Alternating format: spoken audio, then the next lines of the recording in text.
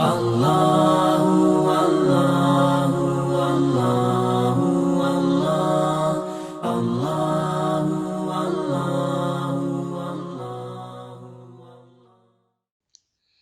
آ جائیں احادیث مبارکہ کی طرف چلتے ہیں۔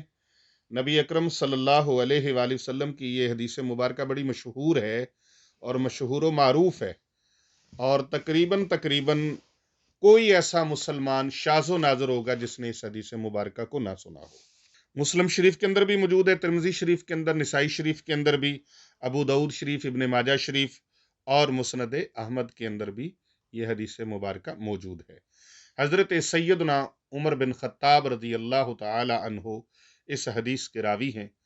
فرماتے ہیں کہ ایک دن ہم رسول اللہ صلی اللہ علیہ وآلہ وسلم کی خدمت اقدس میں حاضر تھے۔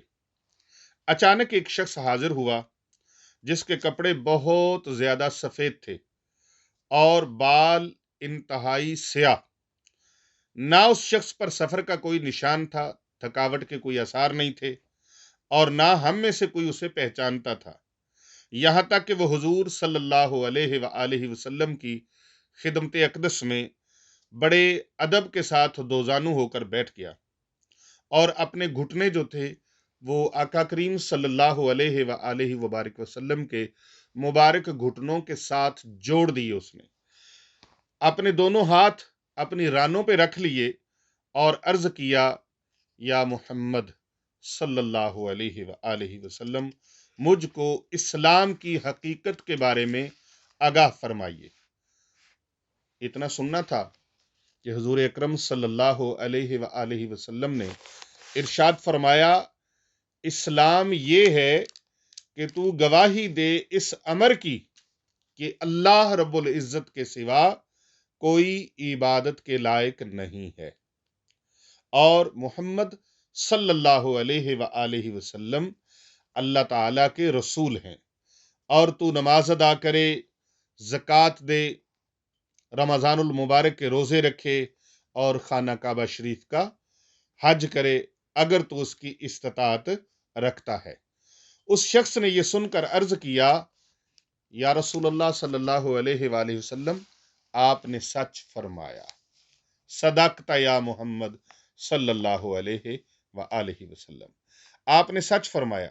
راوی کہتے ہیں ہمیں بہت تعجب ہوا، بڑی حیرانگی ہوئی، بہت حیرت میں ہم پڑ گئے کہ ایک ایسا شخص آیا ہے جو پہلے ہم نے کبھی دیکھا بھی نہیں، جسے ہم جانتے بھی نہیں، جسے ہم پہچانتے بھی نہیں، اور جو ہمارے حلقہ احباب سے بھی نہیں ہے، اور پھر آیا بھی پہلی بار ہے، دیکھا بھی پہلی بار ہے، ملاقات بھی پہلی مرتبہ ہے، خود ہی سوال کر رہا ہے اور خود ہی اس سوال کی بیان ہونے کے بعد اس کی صداقت پر مہر تحقیق، تصدیق ثبت کر رہا ہے۔ ہمیں بہت تعجب ہوا کہ یہ شخص دریافت بھی کرتا ہے، سوال بھی کرتا ہے، اور خود ہی اس پر تصدیق کی مہر بھی لگاتا ہے۔ پھر اس نے پوچھا، یا محمد صلی اللہ علیہ وآلہ وسلم، ایمان کی حقیقت بیان فرمائیے۔ تو جب یہ اس کوسچن کا دوسرا جز تھا، دوسرا حصہ تھا، تو اس کے سننے کے بعد نبی اکرم صلی اللہ علیہ وآلہ وسلم نے ارشاد فرمایا، ایمان یہ ہے کہ تو اللہ تعالی سے اور اس کے فرشتوں، اس کی کتابوں اور اس کے رسولوں اور قیامت کے دن پر یقین رکھے اور تقدیر کی بھلائی کو دل سے مانے۔ یہ ہے اسلام اور یہ ہے حقیقت ایمان۔ اب اسلام جو ہے اس کا ایک آپ پہلو لے لیں کہ وہ خود بھی اپنے آپ کی اصلاح کرتا ہے، صلح رکھتا ہے، اور دوسروں کو بھی صلح کی دعوت دیتا ہے، خود بھی احکام کی بجا آوری کرتا ہے اور دوسروں کو بھی رب تعالیٰ کی بارگاہ میں گردن جھکانے کی تعلیم دیتا ہے۔ تو مان لینا، اس کا معنی بنتا ہے مان لینا، مان لینا۔ تو اسلام کا معنی ہے مان لینا اس دین کو جو اللہ رب العزت نے اپنے پیارے حبیب صلی اللہ علیہ وآلہ وسلم کو عطا فرمایا ہے۔ توحید و رسالت کو مان لینا، وہ तौहीद व रिसालत उसी अंदाज से, उसी तरीके से, जिस तरीके से आका करीम सल्लल्लाहु अलैहि वसल्लम ने प्यारे नबी हजरत मोहम्मद मुस्तफ़ा सल्लल्लाहु अलैहि वसल्लम ने हमें तालीम फरमाई है। शैतानी तौहीद नहीं, तौहीद भी वही मानी जाएगी जो मुस्तफ़ा करीम सल्लल्लाहु अलैहि वसल्लम ने हमें अता फरमाई है।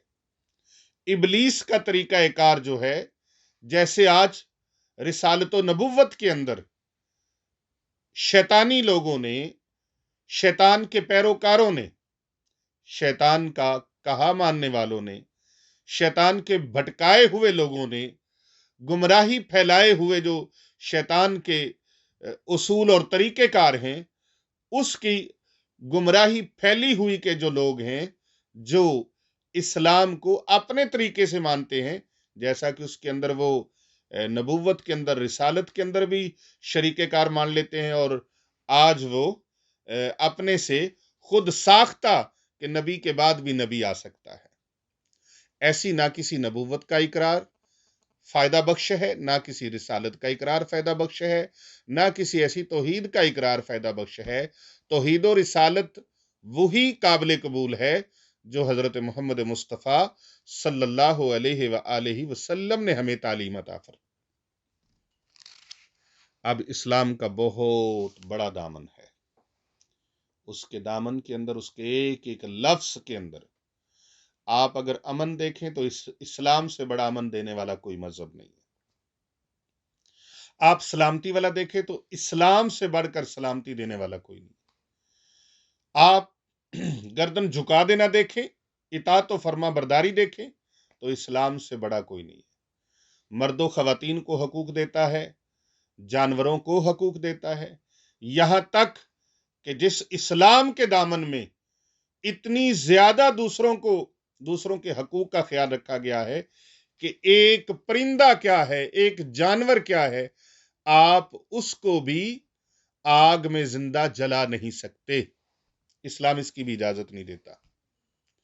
एक बिल्ली को भूखा प्यासा बांधने वाली खातून को सजा इस्लाम में मिलती है, तो फिर वो इस्लाम के तालीम याफ्ता लोग नहीं है जो मुसलमानों को, इंसानों के ऊपर जुल्म सितम ढाते हैं और उन्हें मसाजिद के अंदर, उन्हें इबादत करते हुए, उन्हें अपने दुनियावी मामलात के अंदर मसरूफ अमल देखकर बेनहत्ता लोगों को, कमजोर लोगों को, बूढ़े लोगों को, खवातीन को, बच्चों को यरगमाल बना लेते हैं और लुक्मा अजल बना डालते हैं।